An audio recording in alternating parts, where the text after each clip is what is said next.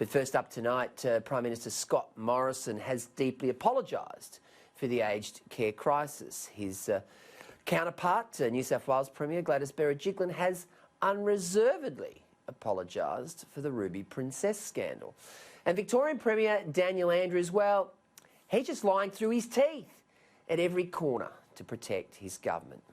This is despite damning evidence presented to an inquiry this week that he's known for weeks that the hotel quarantine bungle was the source of 99% of the community transmissions in Victoria.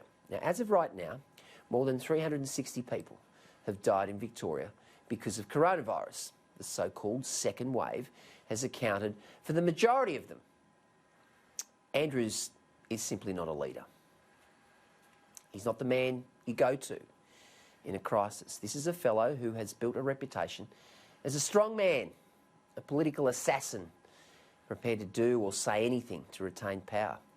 Branch stacking scandal, just fire a few ministers. Red shirt scandal, a few slaps on the wrist. Cozying up to the Chinese when they treat us like dirt, no worries. But now with people dying every day, Andrews needs to level with the people of Victoria, particularly regional Victorians who are copping it in the neck. It's all very well to fix up a few level crossings, but it's quite another to send your economy broke and lose hundreds of your fellow Victorians to a pandemic.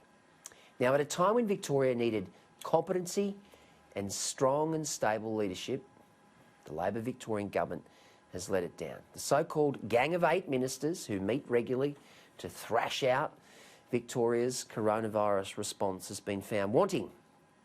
They should all go. Seriously, they should all go. If they had any principle, they'd all resign, as should Andrews, and Australia would be a much better place without them. Interestingly, the Prime Minister has been very constrained in his criticism of Andrews.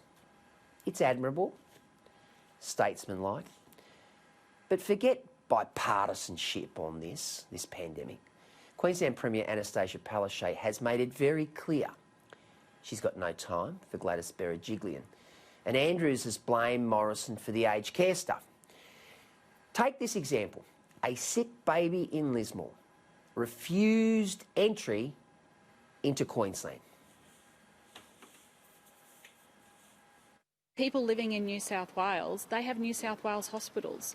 In Queensland, we have Queensland hospitals for our people. So if there are specific issues, I'm quite sure that the clinicians will make the best decisions based on the evidence that they have before them. They're not the decisions that we make. Extraordinary. Extraordinary. We're all Australian. We've got a national healthcare system. Of course, the government, the Commonwealth Government, provides funding to the states for that particular hospital and healthcare system. So voters need to take all this into account next time they step into the ballot box, that's for sure.